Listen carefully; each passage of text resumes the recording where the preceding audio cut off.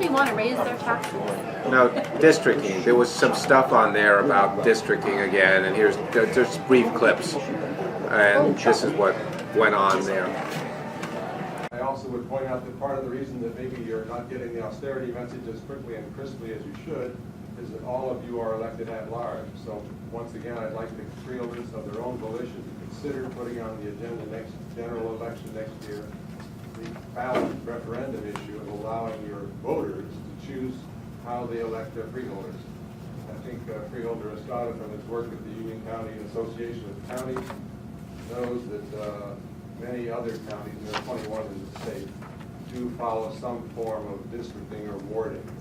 It's the rare bird that has all the seats. No, that's actually not true. I think 3 counties have districting, and 18 have all at large. I was speaking to John Donadio today. There is a blend, of course. Every county does it quite a little bit different. But the impression I have is that the at-large seats is not the norm. That's not true. The vast majority. 18 are at large. That's all right. You'll find the proper research, Councilman. Thank you very much. Let's go to Mr. Getz, Councilman Getz.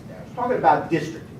This has been brought up for the last couple of years, and I agree with them, and I've been talking about it too. But we just saw a possibility of a good reason why we should district this county, and that's in this superstorm Sandy that came blowing through. If you districted the county, at least elected officials, the freeholders would be able to maintain their districts and speak for the residents, allocate proper resources from the county, because you did a good presentation, I'm not going to deny it. However, a little more point of control. If there was districts and the freeholders were from each district, they would be able to speak up and say, hey, a little more resources over this way, instead of everybody just at large.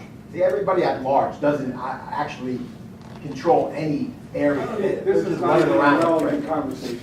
Pardon? This isn't even a relevant conversation. Superstorm Sandy? Well, Districting? yeah, right.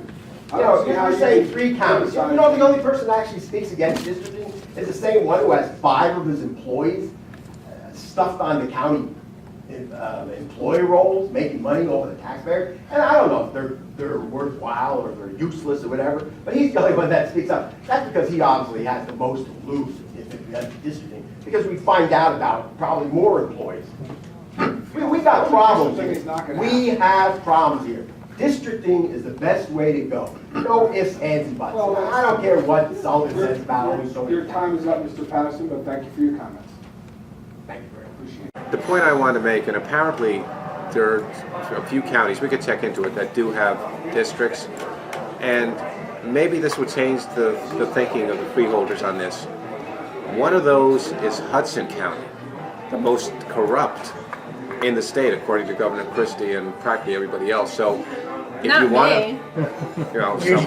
So if you want to, it is possible to maintain the level of corruption with districting. So keep that in mind.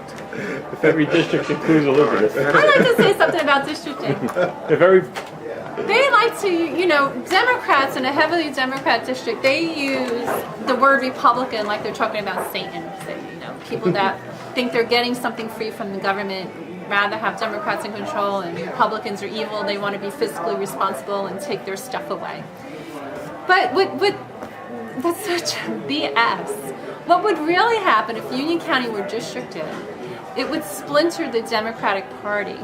You would see alternatives to the Union County Democratic machine rise up and take over a district. So yes, even if Union County was districted by the numbers, the Republicans would always be a minority. But what would happen, not only at the county level with the freeholders, you would have these districts rise up, but it would also give them more power to overtake them in the town elections. It would give them more power to run a mayor of Elizabeth, for instance, or a mayor of Plainfield. So that is really the danger to Union County Democratic machine with districting, is within their own Democratic Party. Fractions would be able to get a foothold and knock blocks right out of them, right out from underneath them. So that's the real power. It's not the Republicans. They talk that to you know, the ignorant people. It's really, the Republicans will always be a minority.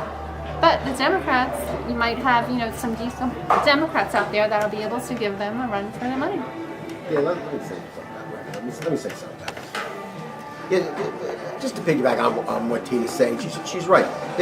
On the west end of the county, I guess I'll use his name, but anyway, Adrian Mapp has his faction of Democrats that are backing him, and he was a freeholder, and he actually started waking up to their waste and abuse. So he started voting no on financial resolutions, and the next time he was up for election, he didn't get the county line. They really didn't give an excuse for anything. It's just he didn't get the county line.